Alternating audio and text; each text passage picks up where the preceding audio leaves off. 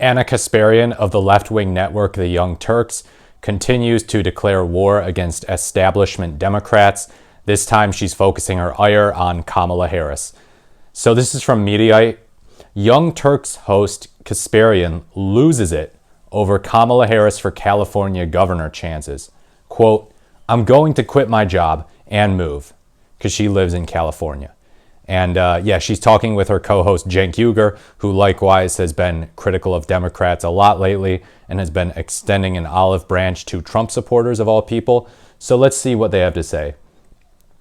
Young Turks co-host Anna Kasparian lost it at the suggestion Kamala Harris could, quote, cakewalk her way to becoming governor of California, a scenario she's reportedly looking at.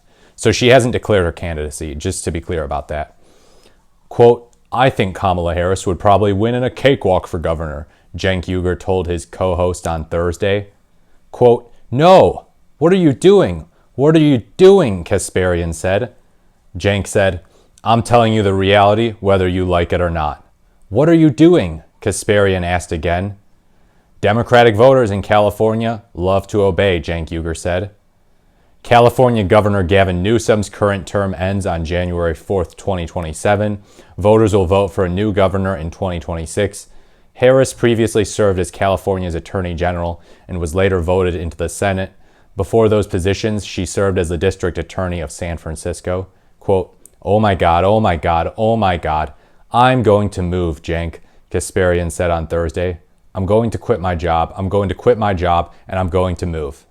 So she really doesn't like the idea of Harris being her governor.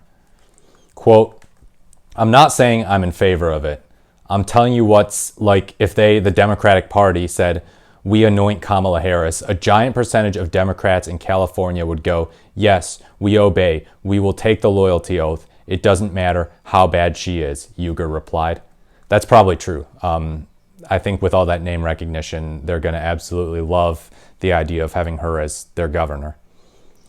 Quote, "This state cannot survive another incompetent Democrat leading it," Kasparian said. The Young Turks co-host encouraged Harris to leave public life altogether. Quote, "Apparently she's in wait-and-see mode. How about you wait and see your way out of public life and go do what you're supposed to do? Go work in the private sector. Go do the lobbying thing, whatever it is. But do not run as governor of California," Kasparian said. "Do not."